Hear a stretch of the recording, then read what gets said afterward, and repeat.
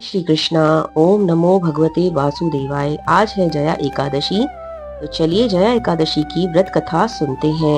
युधिष्ठिर ने पूछा, भगवान आपने माघ मास के कृष्ण पक्ष की शीतला एकादशी का वर्णन किया। अब कृपा करके यह बताइए कि शुक्ल पक्ष में कौन सी एकादशी होती है, उसके पालन की क्या विधि है तथा उसमें किस देवता का पूजन होता है। भगवान श्री कृष्ण ने कहा, राजेंद्र, माघ मास के शुक्ल पक्ष में जो एकादशी होती है उसका नाम जया है। वह सब पापों को हरने वाली उत्तम तिथि है। वह पवित्र होने के साथ ही पापों का नाश करने वाली है तथा मनुष्यों को भोग और मोक्ष प्रदान करती है। इतना ही नहीं, वह ब्रह्म हत्या जैसे पाप तथा पिशाचवध का भी विनाश करने वाली है। इसका व्रत करने पर मनुष्यों को कभी प्रेत योनि में नहीं जाना पड़ता। इसीलिए राजन,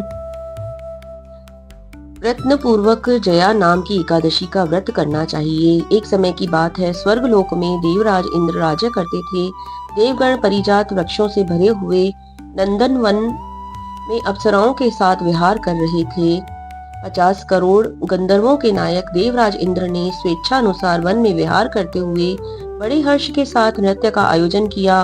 उसमें गंधर्व गान कर रहे थे, जिसमें पुष्प दंत, चित्रसेन तथा उसका पुत्र, ये 3 प्रधान थे। चित्रसेन की स्त्री का नाम मालिनी था।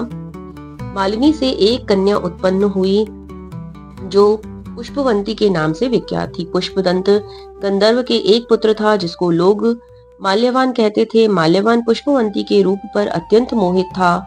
ये दोनों भी इंद्र के संतोषार्थ नृत्य करने के लिए आए थे। इन दोनों का गान हो रहा था। इसके साथ अप्सराएं भी थी। परस्पर अनुराग के कारण ये दोनों मोह के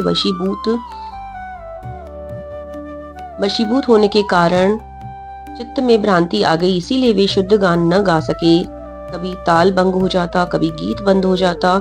इंद्र ने इस प्रमाद पर विचार किया। इसने अपना अपना अपमान समझकर वे कुपित हो गए। अतः इन दोनों को शाप देते हुए बोले, ओ मूर्खों, तुम दोनों को धिक्कार है। तुम लोग पतित और मेरी आज्ञा भंग करने वाले हो। अतः पति पत्नी के रूप में रहते हुए पिशाच हो जाओ। इंद्र के इस प्रकार शाप देने पर इन दोनों के मन में बड़ा दुख हुआ। वे हिमालय पर्वत पर चले गए और पिशाच योनि को पाकर भयंकर दुख भोगने लगे। शारीरिक पातक से उत्पन्न ताप से पीड़ित होकर दोनों ही पर्वत की कंधाराओं में विचलित रहते थे। एक दिन पिशाच ने अपनी पत्नी पिशाची से कहा, हमने कौन सा पाप किया है जिससे हमें यह पिशाच योनि प्राप्त हुई है। नरक का कष्ट अत्यंत भयंकर है तथा पिशाच योनि भी बहुत दुख देने वाली है। अतः पूर्व प्रयत्न करके पाप से बचना चाहिए। इस प्रकार चिंता मग्न होकर वे दोनों दुख के कारण सूखते जा रहे थे। देवयोग से उन्हें माघ मास की एकादशी तिथि प्राप्त हो गई। जया नाम की विख्यात तिथि जो सब तिथियों में उत्पन्न है आई। उस दिन उन दोनों ने सब प्रकार के आहार त्याग दिए, जलपान तक नहीं किया, किसी जीव की हिंसा नहीं की, यहाँ तक कि फल भी नहीं खाए। निरंतर दुख से युक्त होकर वे एक पीपल के समीप बैठ गए। सूर्यास्त हो गया। उनके प्राण लेने वाली भयंकर रात उपस्थित हुई। उन्हें नींद नहीं आई। वे रति और कोई सुख भी नहीं पा सके। सूर्योदय हुआ। द्वादशी का दिन आया। उन पिशाचों के द्वारा जया के उत्तम व्रत का पालन हो गया। उन्होंने रात में जागरण कीर्तन भी किया। उस व्रत के प्रभाव से तथा भगवान विष्णु की शक्ति से उन दोनों की पिशाचता दूर हो गई। पुष्पवंती और माल्यवान अपने पूर्व रूप में आ गए। उनके हृदय में वही पुराना स्नेह उमड़ पड़ रहा था। उनके शरीर पर पहले ही जैसे अलंकार शोभा पा रहे थे। वे दोनों मनोहर रूप धारण करके विमान पर बैठ गए और स्वर्ग लोक में चले गए।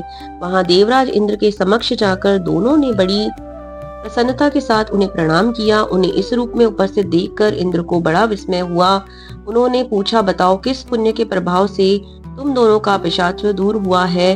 तुम मेरे शाप को प्राप्त हो चुके थे, फिर किस देवता ने उन्हें छुटकारा दिलाया है। माल्यवान बोला, स्वामिन, भगवान वासुदेव की कृपा तथा जया नामक एकादशी के व्रत से हमारी पिशाचता दूर हुई है।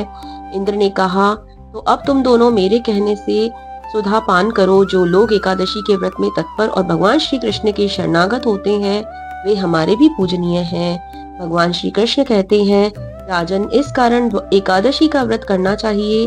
राजन, जया ब्रह्म हत्या का पाप भी दूर करने वाली है। जिसने जया व्रत का पालन किया है उसके सब प्रकार के दान दे दिए, संपूर्ण यज्ञों का अनुष्ठान कर लिया। इस महात्म्य के पढ़ने और सुनने से अग्निष्टोम यज्ञ का फल मिलता है। एकादशी की कथा यहीं समाप्त हुई। प्रिय भक्तों, जो भी यह व्रत करता है वो परम गति को प्राप्त होता है और जन्मों के चक्कर में भी नहीं आता है। आपको ये कथा कैसी लगी मुझे जरूर से बताएं। राधे राधे।